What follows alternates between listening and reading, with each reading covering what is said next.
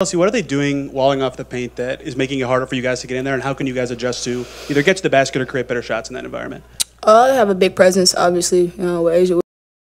What is sports without its defining moments? The truth is simple. Sports exist for nights like these, when everything is on the line, when one more victory means survival and one more slip means elimination. Players, coaches, and even broadcasters live for the adrenaline that floods through the veins in an arena. That's what winner-take-all basketball is about. That's what Game 5 in Las Vegas has now become for the Indiana Fever. At Hustle Hoop, we call it the final exam of belief. You spend an off-season sweating, a pre-season sharpening, and a grueling regular season testing your limits. Not for practice games, not for box scores, but for nights like this. Nights when a single performance writes your name in history. Steph White on the edge of history when head coach Stephanie White leaned back in her chair during media availability. There was a calm in her voice, but the undercurrent was clear. This wasn't just another game. This is what you work so hard all off-season, all preseason, and all season to position yourself for, she said. It's really exciting for our group. I'm proud of our group for putting ourselves in this position. But we're not done yet. This is an important one, and we're ready to go. Those words don't land lightly. White has lived this moment before. 10 years ago, she led the Fever to the finals. Now, she's one victory away from closing the loop. A full-circle journey that feels both strange and poetic. But the twist? She's doing it alongside familiar faces from that 2012 team. Names like Bree, TSH, Rema, and Austin.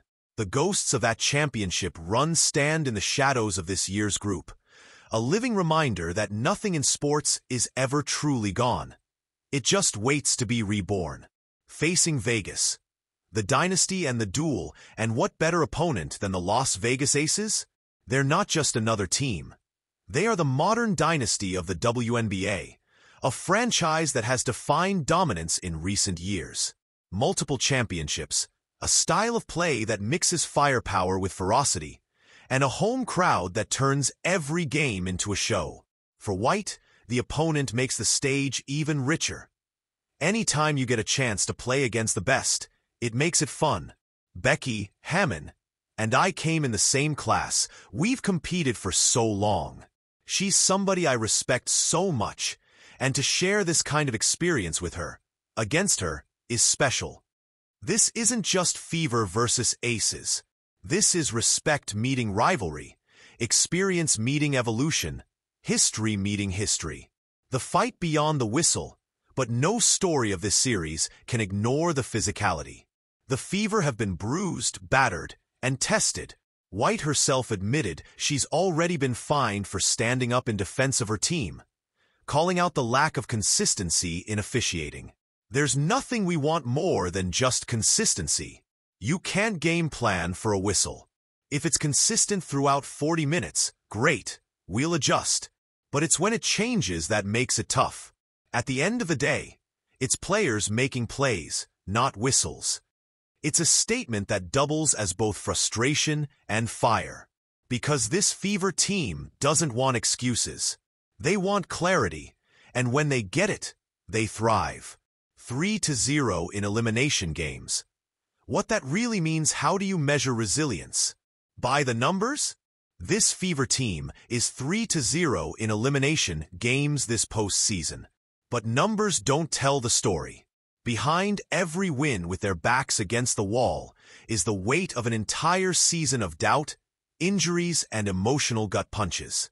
White explains it like this. This group has had so many moments where our backs felt like they were against the wall. Everything we've gone through has positioned us to handle these moments. Whether we win or not, we've learned how to survive adversity, setbacks, disappointment, and still move forward. For a team that lost multiple starters, faced season-ending injuries, and heard every narrative of doubt, 3-0 in elimination games isn't a stat. It's a declaration. The show in Vegas, when asked about playing in Las Vegas, White's eyes lit up. "It's loud, it's crazy, it's a show," she said. I remember my first game here. It was so much fun, such an electric arena. That's what makes it special to be part of. For the Fever, Vegas represents both enemy territory and a stage of validation. You don't just beat the Aces in their house. You announce yourself to the league. And this group knows it. The season within a season, here's what makes this Fever journey so extraordinary. It feels like they've lived multiple seasons within 1 year. From heartbreak injuries, to stretches of inconsistency, to sudden bursts of brilliance, this group has aged emotionally in ways that no stat sheet can capture. White admitted it bluntly. I've aged about 5 years this season. Yet somehow, in the chaos, she and her staff found rhythm. Every injury became a puzzle, every setback an opportunity to adapt. And every time, the team responded. Not because there was a single magical moment, but because the roster bought into the adjustments, the tweaks, the experimental shifts that defined this run. Building a culture of flexibility, White credits both the front office and the players for the type of group she has: coachable, hungry to learn, unwilling to quit. From veterans like Kelsey Mitchell and Aaliyah Boston to role players like Lexi Hull, this team's backbone has been its willingness to try anything. New lineups, new schemes, new identities on the fly. That flexibility isn't common in pro basketball. But for Indiana, it's been the difference between early vacation in Cancun and a winner-take-all Game 5 in Vegas. Lexi Hull, the fighter, and then there's Lexi Hull. Her words, her mindset, her bruises, everything about her screams fight. I've never played a team 5 times in a row. It's new, it's exciting, and fun. We're grateful to be here, she said. For a player with NCAA championship pedigree, the one-and-done urgency of March Madness is a weapon she now carries into the pros. Every game is survive or die, and she embraces it. The resiliency, that's what it says about us. We're not ready to quit. Every time it's win or go home, we fight harder. Hull's face might be bloodied, her body bruised, but her spirit? Untouched. She dives for loose balls. She collides with opponents. She sacrifices herself in ways that make even her coaches shake their heads.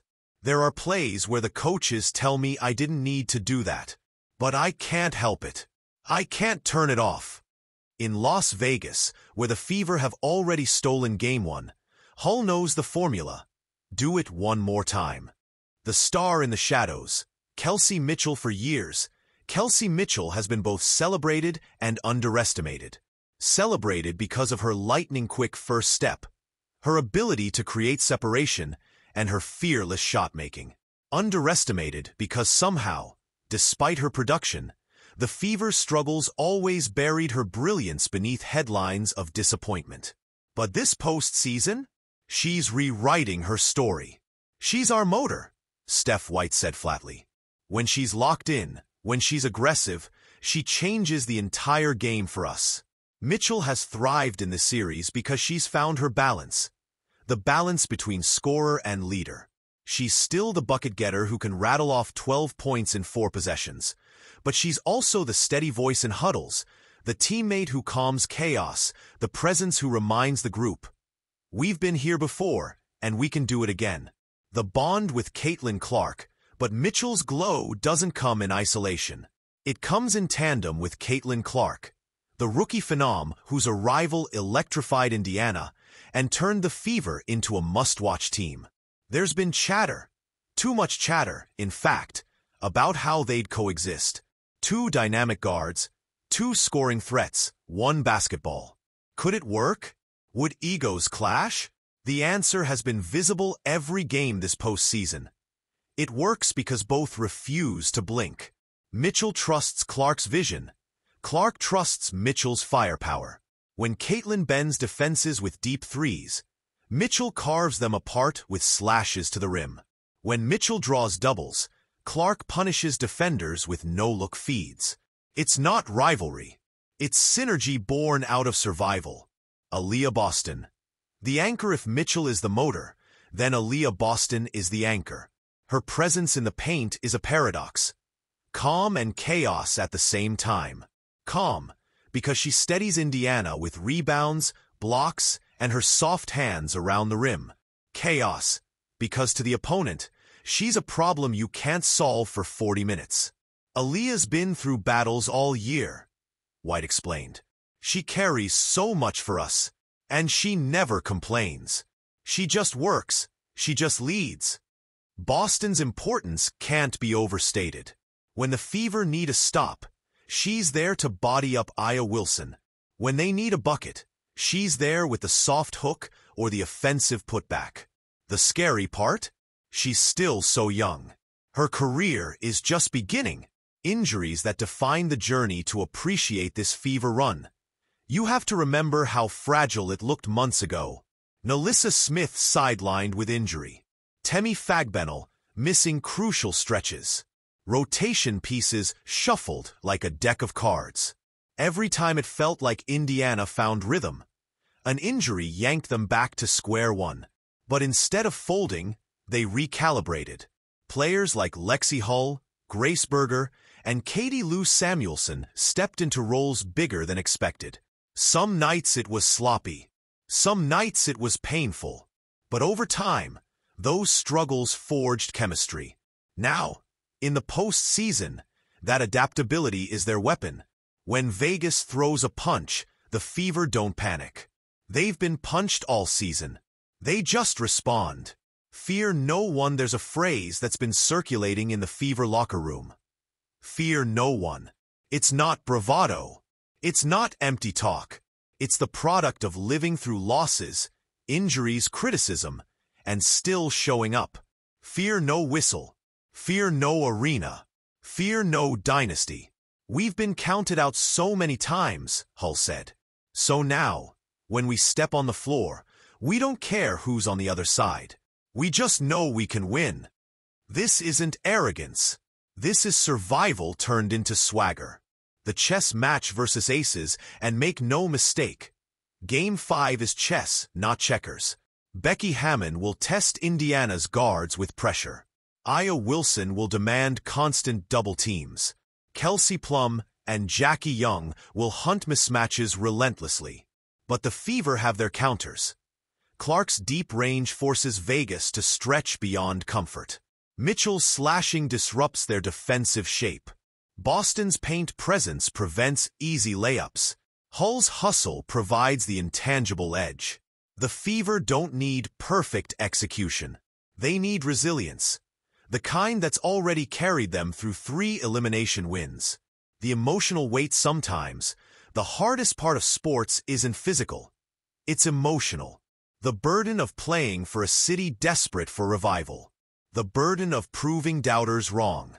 The burden of carrying each other when legs are heavy and lungs are burning.